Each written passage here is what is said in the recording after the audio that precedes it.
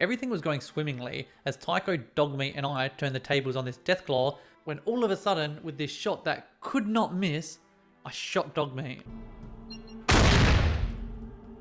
Twice. Dogmeat, no! Hey everyone, I'm Nodvoru, and for the past week, the original Fallout has destroyed me. Remember in my last video when I said this? Unfortunately, this doesn't leave me much choice. As the OG Fallouts intimidate me intellectually, well, past me was right. I struggle and suck at old school RPGs, but what I didn't expect was to fall in love with this game. To be so addicted to it, I couldn't turn it off, and when I did turn it off, I couldn't stop thinking about it and was writing notes on my phone on what I had to do when I logged back in. So without further ado, sit back, relax, let's see if I could finish off the game. Welcome to Too Long Didn't Play.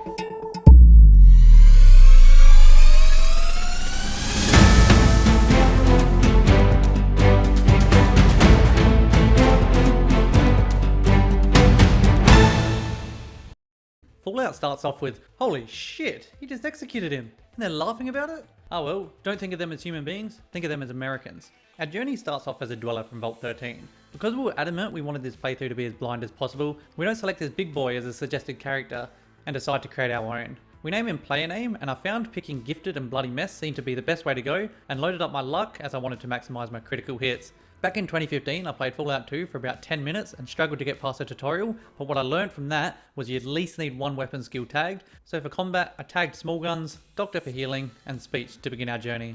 Most people know this by now, so the abridged version of old boxhead intro is the water chip in Vault 13 has failed and we're getting sent out to the waste to find one, and we have 150 days.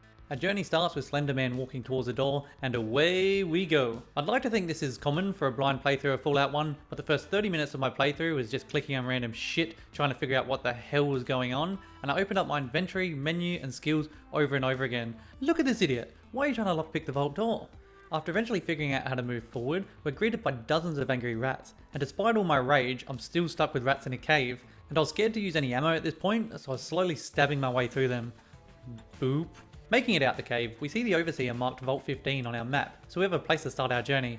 But instead, I didn't know how the map worked, so I randomly clicked southbound and we travelled to the middle of nowhere. I did eventually get to Vault 15, where I became a professional rat killer. Once we entered the vault, I had a few challenges to overcome. My main problem was not knowing how the fuck to interact with anything, and the second was not being able to see a goddamn thing in this vault. After failing at literally everything, we do eventually see a broken elevator shaft, and Fallout throws me a bone of a hint that I need a rope to climb down it. Player name ain't no Spider-Man, and I'm no detective, so after I find some resources, I give up my hunt for the water chip in Vault 15 and leave. Because we approach Vault 15 from the weird southwest angle, we did discover another location to venture to, so we head there and are met by an angry band of raiders. We waltz in looking completely out of place and try bluff our toughness to the leader to join the raiders for some much needed protection. He calls our bluff immediately and says we can join if we kill these two female hostages he has right next to him. At the risk of not wanting to piss him off, we do as he says, but only after we eventually figure out how to switch to our gun. Once they're dead, we've appeased the tyrant, we're feeling pretty chuffed, so we help ourselves to some raider loot and get killed for stealing. Not even the... Reloading, we're adamant we have to live with our choices, so we kill the two girls, pick up mum, head to the Winchester, and wait for all this to blow over. And then get killed for trying to seduce a raider named Gwen.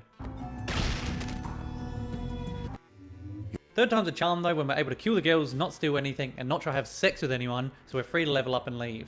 I did try to return to Vault 15, but couldn't figure it out and didn't really know where to go, so I started travelling randomly around the world. My adventures took me to some crazy places, like this dinosaur foot, which netted me a stealth boy, and we came across some mole rats that I walked away very slowly from to avoid death. It was here I regretted making this a blind run, as I didn't know what to do, but eventually I came to the conclusion that if I did follow the Overseer's path, I may have come across something on the northern side of the map, so I headed there. On the way to clear the fog of war, I encountered this crashed UFO, and looting the aliens gave me an alien blaster and a nice portrait. If you look up to the top left of our screen now, I'll introduce you to the counter of this playthrough, as we do with all Too Long Didn't Play videos, and for this, we're calling it the Dumb Luck Counter. We're going to add a number every time I do something completely stupid where I found out in hindsight after finishing the game that actually helped me to get to the end. This one adds a number because the alien blaster is supposedly the best weapon in the game. Heading back to the journey, turns out I did miss something as we come across a town called Shady Sands. I also got given this cutscene of Vault 13 that I can only assume was trying to hurry me up, as I'd done absolutely nothing but waste time for about 50 days. In Shady Sands, we talked to the leader of the town, Seth, who asked us to help with a rad scorpion problem, which we agreed to. What the shit? I didn't mean right now. The combat became scary in this moment, and this one scorpion nearly killed me, but I was able to pull through. And I thought I killed him after that shot, but turns out scorpions can play possum too. It's a good time to mention you'll see me using VATS for a lot of this playthrough, as I didn't realise until much later that it actually used extra AP. With the cave cleared, I returned a hero to Shady Sands, and talking to locals we found out there may be a water chip at Vault 15, which reiterates that I really need a rope. Searching around Shady Sands, we come across a doctor who makes some antidotes for us with the scorpion tails we collected. Then we go speak to this guy named Aradesh, who's standing in a dark corner like a vampire. He tells us of a place called Junktown, which we note to go explore. Then we speak to another local named Tandy, who I'm only mentioning now as she gets kidnapped later. We also come across this Mad Max looking guy named Ian, who is a companion who joins us later, but we don't have 100 caps he tries to fleece us of right now, so we leave Shady Sands and head to Junktown. We're also told about a place called the Hub, no, not that one, but mark that down for ourselves as a later stop. Exploring around Junktown, I speak to numerous civilians and don't make much progress until I come across the general store where we speak with Town Sheriff Killian Darkwater. We trade with him a bit so we have enough caps to hire Ian. And once we're done, we go to head out when we get these weird messages on our Pip-Boy. Holy shit, he fucking killed him, man! Oh, no he didn't. I get that this guy's a hitman, but why did he think the best way to kill Killian was to walk into a store with 5 bodyguards and shoot once? I get this game's turn-based, but... Not a great plan. Speaking with Killian after, he suspects the hitman was sent by a local casino owner named Gizmo and asks us to go secretly record a confession from him so he can bring him to justice. We accept his offer and head out, first making a stop at this place which I'm pretty sure is a brothel. Making our way to the back of the hotel, we come across a gang called the Skulls. The lady's skull on the door seems nice enough, but speaking to this bald one at the back, we didn't even say anything rude, but our mere presence elicits a good old-fashioned gang bashing.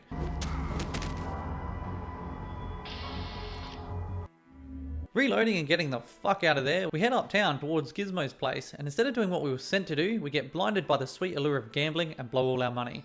The gambling system in Fallout reminded me a lot of my Sportsbet account, where at the click of the button, you can lose all your life savings. Because you have a gambling problem! Not content with how the house treated us, we go to speak with the casino owner Alfred Hitchcock. His hubris gets the better of him as he's so intent on taking down Killian, he doesn't take much convincing, but he lays out his confession for us. This is one of the few times when I've been playing games where a dialogue option actually made me laugh out loud while playing, and it really is a testament to good writing, which I was desperately in need of after just playing The Outer Worlds 2. Returning to Killian, we play him Gizmo's confession and get rewarded with leather armor. We get the offer to join the guards to take down the casino boss, and because Gizmo threatened to kill us if we double-crossed him, we think it's best to join them to make sure the job's done right. On the way back to the casino, it was also imperative we tried to pat this dog, and I assumed it was dog meat at the time, but didn't know how to recruit him as a companion, so we leave him be and rendezvous with the guards to take down Gizmo. Gizmo really does not give a shit, as he doesn't even bother to stand up during this fight, while he watches his guard bring his legs to a gunfight, so they're pretty easy to kill. We loot Gizmo's body, and this guy was just hoarding sweaty iguana on his stick bits in his pocket, so we take them off, and I decided to feed them to the dog that we saw before, and to my surprise it actually worked to recruit him as a companion. This began a friendship that if I knew it would end up like that one scene in I Am Legend, I may have let the dog stay here in peace. No longer just a man, but a man with his dog, we upgrade our gear with Killian and head back into the Waste, where we elected to clear more fog of war on the map and find this rundown city. As we approach to go speak to these people standing around, Dogmeat turns into Cujo for a second and mauls one to death, tipping us off that the city is filled with ghouls. This ghoul city is called Necropolis, and stumbling across this is going to add another number to our dumb luck counter. I never figured out if there's a way to tell the difference between hostile and non-hostile ghouls other than just clicking on them, so I based on who I let live in this area by whether or not Dogmeat wanted them as a chew toy. I was about to leave Necropolis when I realised I could interact with a manhole on the road, so I climbed down into the sewers where we're met by a bunch of friendly ghouls. Talking to this group is why we added a dumb luck number to the counter, as he lets us know Necropolis has a watershed, and in that shed is a water chip. He asks us if we do go to the shed not to steal it without first repairing the pump, as that will kill everyone in town, so we agree to help out. He mentions somewhere in the sewers is some junk we can use to fix the pump, and if we bring it back to him he can help us further. And I'll be fucking damned if this sewer system isn't worse than Fallout 3's, as I got lost for about an hour down here, so I eventually surfaced and saw a suspicious man wearing a trench coat. I can't tell you who I am, but I worked on the campaign. Turns out the watershed's been taken over by super mutants, and when we talk to the specific one, he kindly offers to take us to his leader, the lieutenant. We agreed to do that, and expecting to get out of this with video game plot armor, we steal the lieutenant and find out he's working for someone named the Master who's turning wastelanders into an army of mutants. Refusing to give up the location of our vault, the lieutenant lets his fist do the talking for a bit, then locks us up in a cell. Somehow with my low lockpick skill, I eventually break out of my cell and begin my stealth escape, where I'm immediately captured. Oh no! To avoid soft locking myself, I did have to reload back to the maze of sewers and explore them for a bit, letting Dogmeat do my bidding before we stumble across the ghoul's junk. Say that again. Returning the junk to his trunk, Say that again. he rewards us with books which are going to help our repair skill when the time comes. On the way back to the watershed, I came across this building where the guard tells me to go away, so I listened and returned to the mutants, trying to think of a way to sneak past them. Turns out you don't have to do that, and if you just tell this guy you're leaving, he decides he doesn't want to capture you anymore. Struggling to figure out what to do, we read our books for about 12 hours straight, turning day into night, and eventually use the junk to repair the water pump. I thought I was going to be handed a water chip at this point, but I wasn't, so I explored Necropolis a bit more and returned to that building where the guard didn't want me. With nothing else to do, I put on a brave face and decided to walk past him anyway, and he did nothing? Man, someone's got to fire that guy. This leads us to the leader of Necropolis, Set, who's a man of few words, and asks us to take out the super mutants at the watershed. Agreeing to do it for some payback, we head there immediately and switch to the alien blaster, which does a shit ton more damage than the gun we were using, and 2 shots the guy in the trench coat. Hey, this is going to be pretty easy.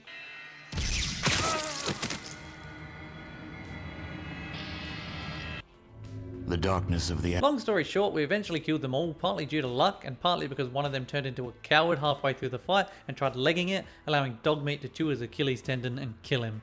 Exploring the watershed further, we get a laser rifle and see this prisoner. Although we do try to save them, we can't pick the lock. Here's a lockpick. It might be handy if you, the master of unlocking, take it with you. So we explore the cell next door, which is open, and we come across a manhole. Watching this back was very annoying that I didn't go down, but I was adamant Set would give us a water chip, so we returned to speak with him, and he told us to fuck off until nighttime, which forced me to figure out I could pass time in the wasteland. Because he's a night person, when we return and tell him the mutants are gone, he gives us our rewards by having us follow this slow as shit ghoul who gives us Coca-Cola bottles? What the fuck, man? Returning to the manhole in the cell, we head down it and take down 2 of the worst guards I've seen in a video game and find the entrance to a vault, which fortunately has a working elevator. Exploring the vault, we interact with everything, and I mean everything, until we find this computer, which gives us a water chip. Time to journey back to the vault to finish the game as we pass this seedy used car salesman and finally make it back. Speaking with old Boxhead, we return the chip and is thankful to us for saving the vault. But it's never enough with this guy, so he sends us back out to stop the super mutant threat. Sorry, what?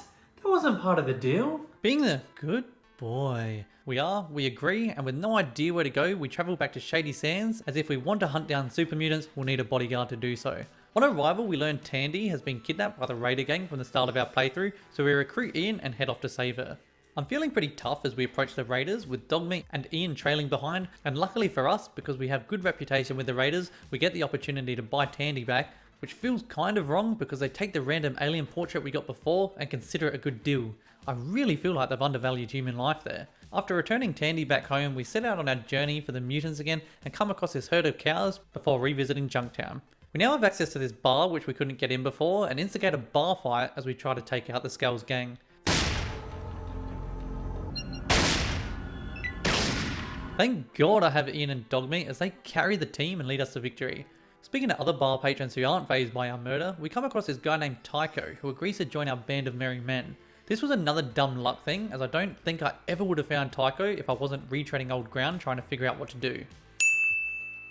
We continued putting more points into energy weapons to make our alien blaster more useful, and started molding our build more for critical hits. Before leaving Junktown, we wanted to settle a score with some old friends, and Tycho turned this fight into a Three Stooges skit.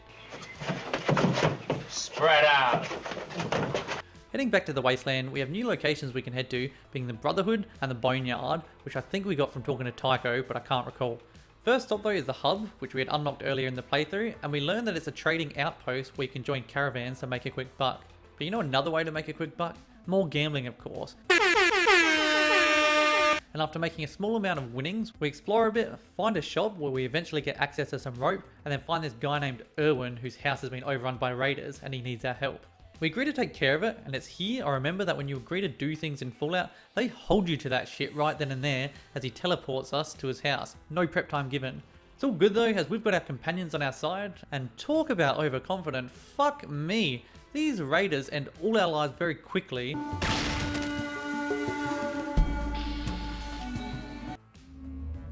Not even the carrion eaters.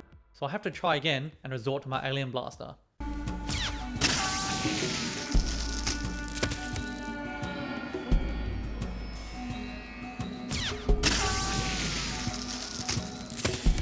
The fight's going swell until Ian bites the dust, so we avenge him and vow never to forget his sacrifice before leaving his corpse for the carrion eaters.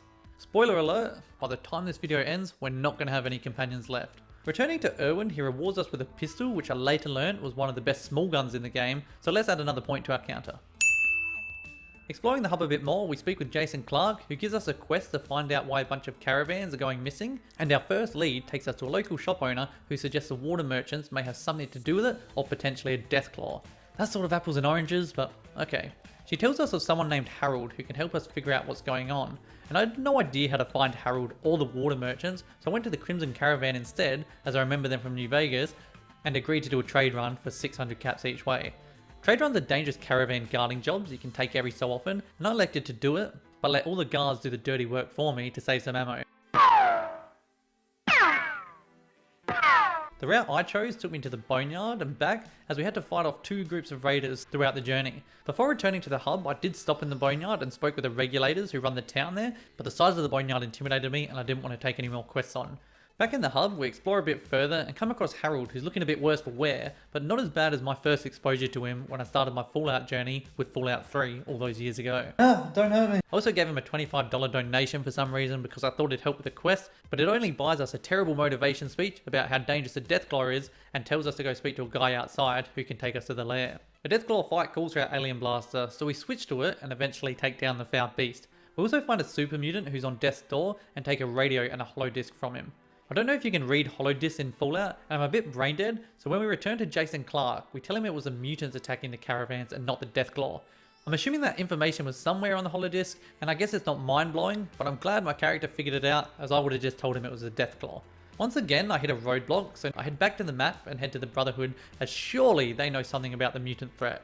I also noticed a new location named the Glow had also popped up on my map. It's timely though, as arriving at the Brotherhood, Buzz Lightyear at the door tells us we can enter, but first we need to head to the Glow and bring something back to prove we went there. He asks us to do this in the most video game way possible. I said you have to complete a quest first.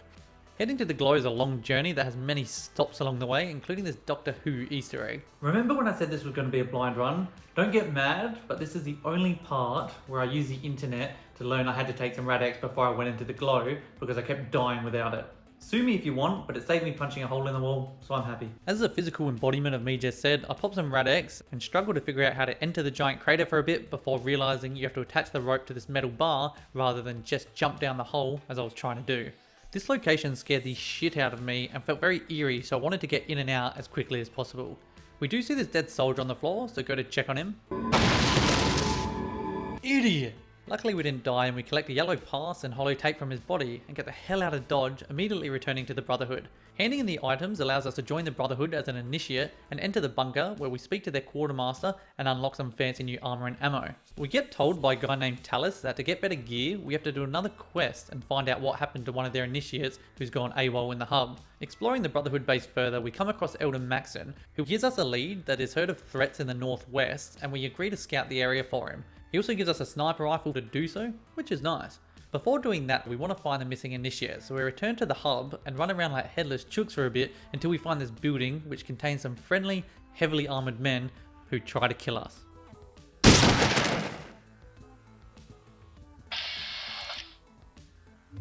Your bones are... And succeed.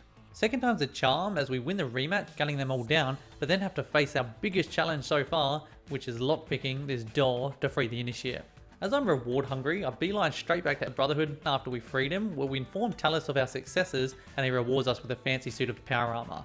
Say what you want about the Brotherhood, but they give you some good shit in this game. Suited up and still no real leads on the mutant threat, I decided to revisit the Boneyard and explore for a bit.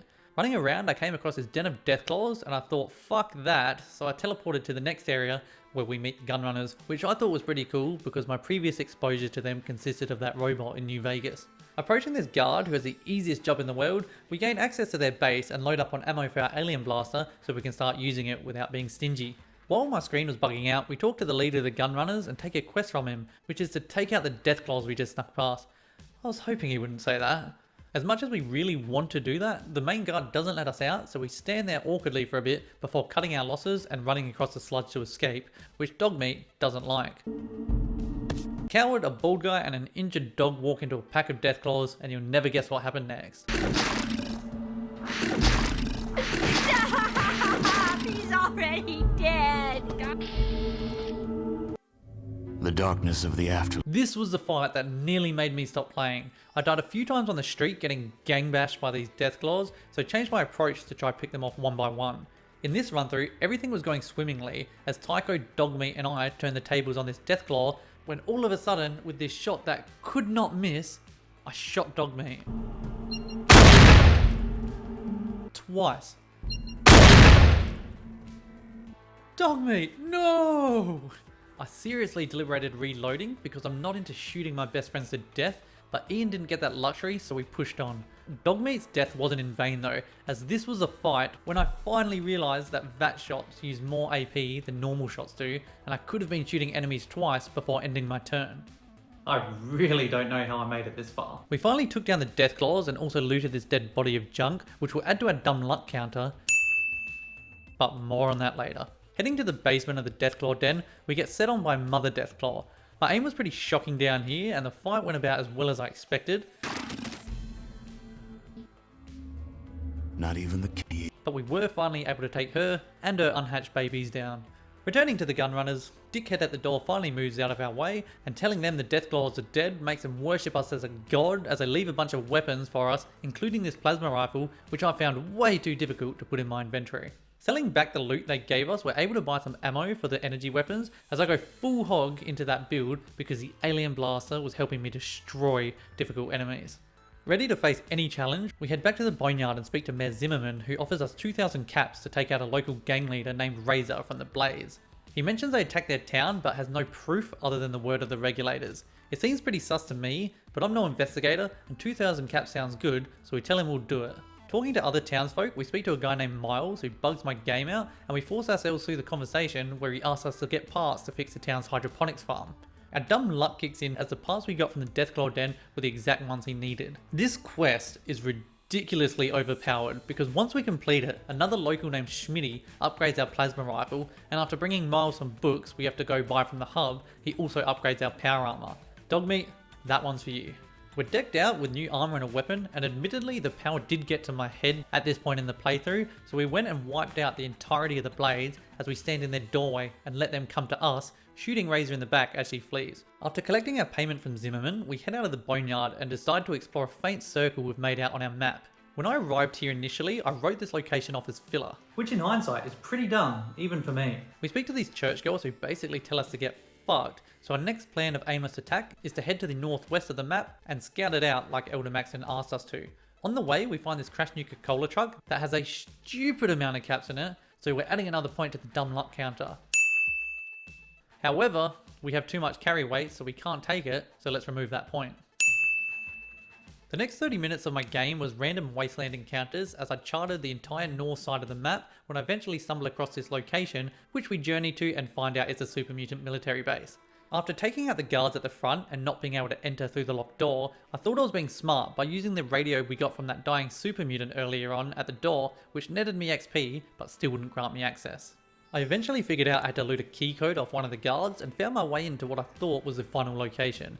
Upon entry, we take out a few mutants.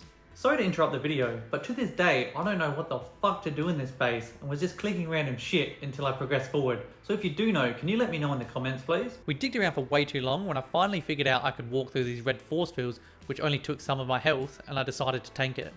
Tycho also tries, but instead of tanking the damage, he flays the skin from his entire body. Holy shit! Even though Tycho's spirit doesn't want to move on, I'm not fucking leaving! This is in fact where our last companion died, and the rest of our journey is done alone. Taking out these super mutants and not knowing how to progress, we remind ourselves of a group who would love to take part on this, so we return to Maxon and the Brotherhood in hopes he could offer some advice. He doesn't say much, and after speaking with the council, we do get offered 3 tough as guts paladins who are going to help us overtake the military base. Fuck yeah, now we're talking. We're back at the base and we're ready to tear shit up, but unfortunately they sent me these duds of paladins who were too scared of doors because they refused to enter. Back to square one of trying to figure out what to do, I just committed at this point to annihilating everything I could as I walked throughout the mutant military base. This eventually led me to a computer which deactivated a force field and back to the cell I was locked up in earlier. Talking to this guard, he kindly offers to take us to his leader, which we accept as it's the only way I could figure out how to progress forward. This feels like deja vu as we have the exact same conversation we had with the lieutenant hours earlier. The difference this time is we have new weapons and armor, so we're sure this fight will go our way.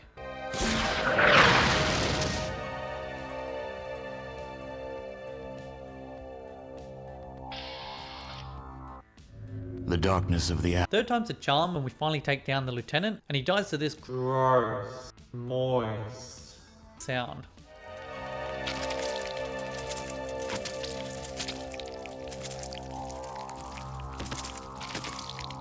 We're still after the master, so we keep exploring the base and find this area with vats of FEV, which is where humans are turned into mutants. The guys in this room must be made of balloons or something, as they explode when you click on them, and once again I get stuck in a room until I spam this computer enough times for it to let me use it.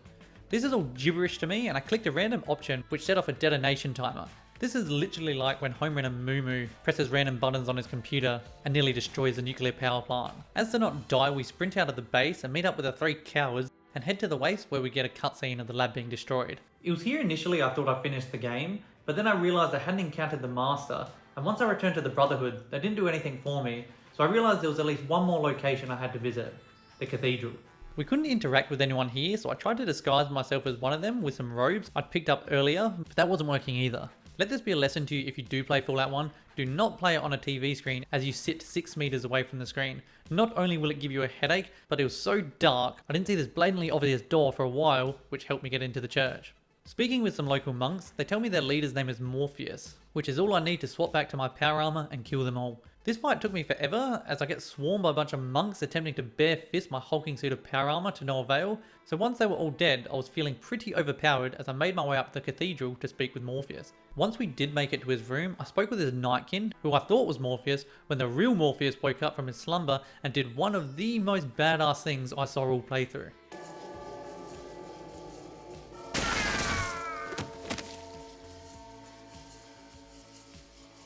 Holy shit, man.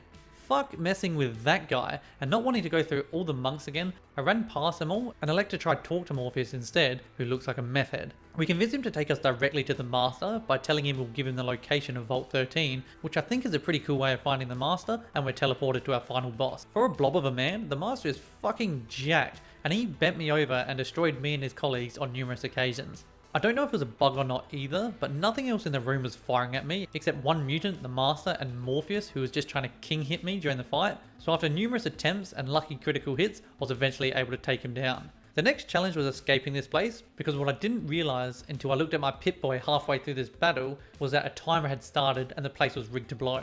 After dying to them once, I found I could walk slowly past, which was quite comical, and began my escape. In one room and out the next. Oh, for fuck's sake, what now? Getting past these guards was a fucking nightmare as they destroyed me, but thanks to a well-placed save, I was able to try multiple ways of getting past them, including this ridiculous attempt.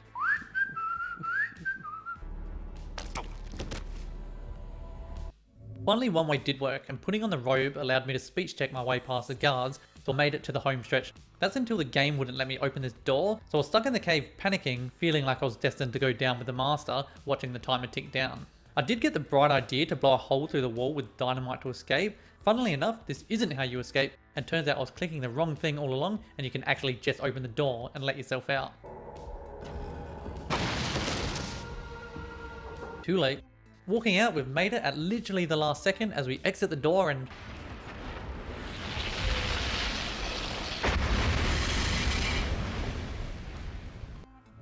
Reloading, we do it all again, this time with plenty of time to spare, as we make it to the wasteland successfully, foiling the Master's plans without blowing ourselves up in the process. Our final slideshow plays with mixed results. The mutants fled to the east, Necropolis survived, Tandy and Aradesh created the NCR, Killian continued to rule Junktown, the Brotherhood helping the people of the waste, and for some reason the hub was destroyed. I don't know how I stuffed that up, but let me know in the comments if you do. After all that, we head back to Vault 13, and we all know how the final chapter of this story goes, with the Overseer sending us back out into the waste as to not endanger the Vault. What I didn't know though, was our character has a mind of his own at the end, and shoots him to death before returning to the wasteland. Thank you all so much for watching. I had an absolute blast playing this game and was so lucky to have found one of my new favourite games. If you did enjoy it, please leave a comment and let me know if you'd like to see me do a playthrough of Fallout 2. But until then, I've been Nodvoro, this has been Too Long Didn't Play, and you've been great.